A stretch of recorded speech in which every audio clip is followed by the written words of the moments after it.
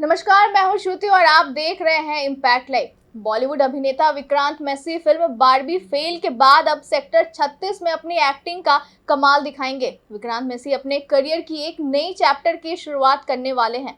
Film sector 36 के साथ जो बारबी फेल की सफलता के बाद आ रही है, बारबी फेल में विक्रांत ने मनोज कुमार शर्मा के रोल में अपनी छाप छोड़ी, जो एक प्रेरणादायक कहानी थी और इस तरह से इसने दर्शकों के साथ गहरा कनेक्शन बनाया। फिल्म में एक ऐसे इंसान के संघर्ष और सफलता को दिखाया गया है जो अपने सपनों को हासिल करने के लिए चुनौतियों का सामना करता है। विक्रांत के डिटेल परफॉर्मेंस ने किरदार में इमोशनल गहराई जोड़ दी है, जिसने उसने इंडस्ट्री के सबसे टैलेंटेड एक्टर्स में से एक के रूप में स्थापित किया है।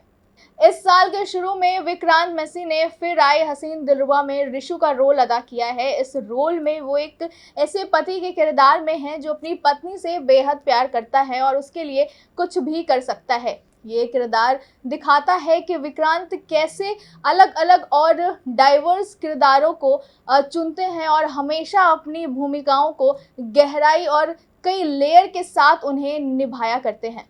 अब विक्रांत ने सेक्टर 36 के साथ एक बिल्कुल अलग चैलेंज लिया है, जो एक सच्ची कहानी से इंस्पायर है। एक काल्पनिक क्राइम थ्रिलर है। मैडॉक फिल्म्स के द्वारा प्रोड्यूस और आदित्य निबालकर के द्वारा डायरेक्ट किया गया सेक्टर 36 एक स्लम में सेक्टर 36 से कई बच्चों के गायब होने की रहस्यमयी कहानी है। एक इंस्पायरिंग बायोग्राफी से एक टेस्ट और सस्पेंस से भरे थ्रिलर में उनका बदलाव विक्रांत की वर्सैलिटी और अलग अलग रोल को अपनाने की उनके डेडिकेशन को दिखाता है, जो उनकी पहले से ही शानदार करियर में एक बोल्ड और नए डायरेक्शन की निशानी है। सेक्टर 36 जो है, आप कह सकते हैं कि ये एक क्राइम ड्रामा है। इसे आप क्राइम थ्रिलर भी कह सकते हैं। ये फिल्म जो है सर, ये उन दो लोगों की कहानी है जो हमारे समाज का ही हिस्सा है, पर अलग अलग सोशियो इकोनॉमिक बैकग्राउंड से आते हैं। इन दोनों के अलग अलग वर्ल्ड व्यूज हैं। ब्रीफली अगर मैं कह सकूं तो ये यिन एंड यांग हैं जो हमारे समाज को कंप्लीट करता है। भिन्न भिन्न प्रकार के लोग हमारे समाज में रहते हैं, लेकिन ये वो दो लोग हैं जिन्हें शायद आपने, मैंने, हम सब ने कहीं ना कहीं देखा है। इनके इर्द गिर्द हमने वक्त बिताया है, या शायद इनके इर्द गिर्द हम रहे हैं। ये उन दो लोगों की कहानी है, and it is them colliding together. It is two different world views colliding together, आप कह सकते हैं। और बाकी तो आई एम श्योर आप स्क्रीनिंग पे आएंगे हमारी, आप फिल्म देखेंगे। मेरा मानना है कि मैं एक स्टोरी टेलर हूँ। सबसे पहले तो थैंक यू इतना बड़ा कॉम्प्लीमेंट देने के लिए। सर, मेरा मानना है कि एज अ स्टोरी टेलर हर प्रकार की कहानियाँ मैं कहना चाहता हूँ। हर प्रकार की कहानियों को कहने की मेरी जिम्मेदारी है। मैं अपने आप को रिस्ट्रिक्ट नहीं करना चाहता, क्योंकि मेरी लास्ट फिल्म एक कमर्शियल सक्सेस रही है। उस वजह से मैं सिर्फ वैसी ही फिल्में करूं, वो मुझे लगता है कि मेरा वैसे भी कभी करियर प्लान वैसा रहा नहीं है। मैं कहानियों से जुड़ता हूं सर, एंड मेरा ये मानना है कि ये सेक्टर 36 की जो कहानी है, ये बहुत ही महत्वपूर्ण कहानी है, और आज के दौर के लिए तो बहुत ही महत्वपूर्ण है। इसीलिए इस कहानी का हिस्सा बनना मेरे लिए एक सौभाग्य था। और जैसे आपने मुझे कहा, मेरे आसपास भी बहुत ऐसे लोग थे जिन्होंने मुझे उस वक्त कहा था, खास तौर पे 12th फेल के बाद, कि तुम्हें ऐसी फिल्म नहीं करनी चाहिए। पर मेरा वो मानना नहीं है सर। कुछ कहानियां होती हैं जो जो बहुत इंपॉर्टेंट होती हैं, this is one of them. कैसे रुकेंगी घटनाएं? सर, मेरे अंदर भी वही बीतता है जो आपके अंदर बीतता है। ब्रीफली अगर मैं इतना कहना चाहूं तो कल ही राष्ट्रपति जी ने कहा कि अब वक्त आ गया है कि हम वाकई कुछ करें, लिप सर्विस ना दें। और जब देश की जो राष्ट्रपति जी हैं, जब वो ये कह रही हैं, तो वाकई में मेरे ख्याल से मेरे को भी आपके चेहरे पे जो शिकंज और दुख दिख रहा है, वो मैं महसूस कर पा रहा हूँ।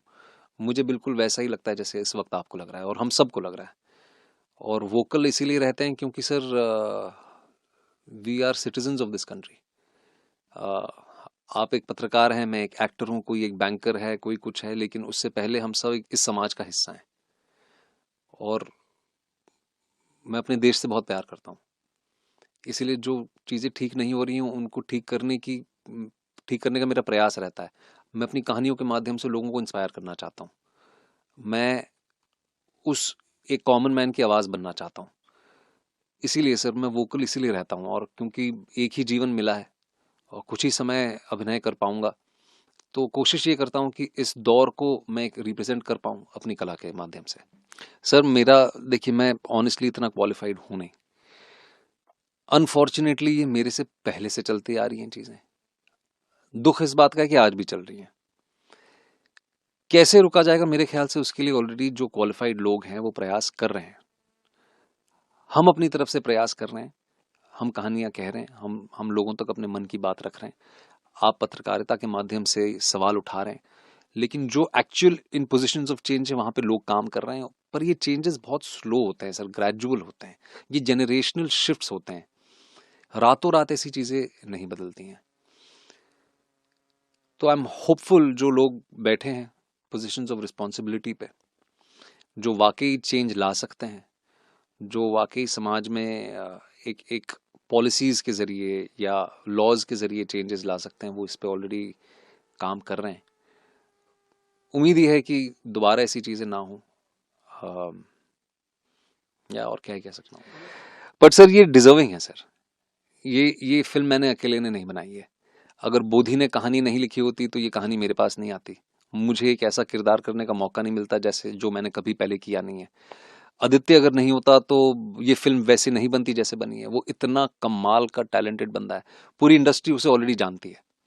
ये आज दर्शकों के लिए वो पहली बार as a first time film maker होंगे, लेकिन वो पिछले 15 सालों से विशाल जी के साथ जुड़े हुए हैं। उन्होंने कमीने से लेके पटाखा तक वो विशाल जी के साथ writing, directing, post production, editing सब में जुड़े हुए हैं। मेरे बहुत अच्छे दोस्त हैं, वो इस फिल्म को डायरेक्ट करने से पहले से मैं उनको जानता हूँ। तो देयर वाज नो डाउट कि Aditya is the right fit for it.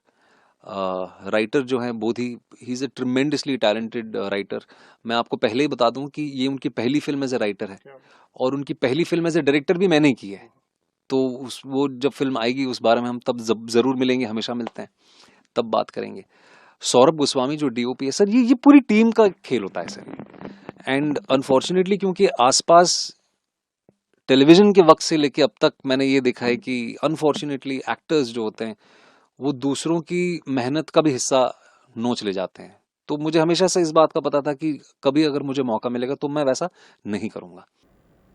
Film में विक्रांत एक सीरियल किलर का रोल निभाने वाले हैं, जिसमें हमने विक्रांत को पहले कभी नहीं देखा है। जैसे जैसे उत्साह बढ़ता जा रहा है, फैंस यह देखने के लिए उत्सुक हैं कि विक्रांत अपने करियर के इस नए चैप्टर को कैसे संभालेंगे। अपने टैलेंट और वर्सैलिटी के साथ वे इस इंटेंस क्राइम थ्रिलर में अपने अनोखे स्टाइल को जोड़ने और अपनी उपलब्धियों की ज़बरदस्त लिस्ट में एक और शानदार परफॉर्मेंस जोड़ने जा रहे हैं। सेक्टर 36 का पहला गाना डमरू रिलीज किया गया है। इसमें फिल्म के कुछ सीन्स और क्लिप शामिल हैं। विक्रांत मैसी और दीपक डोबरियाल स्टारर यह फिल्म 13 सितंबर से नेटफ्लिक्स पर स्ट्रीम होगी।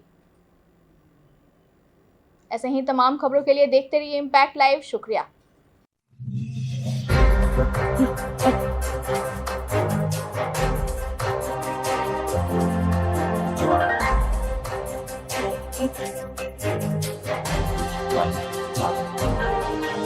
Right.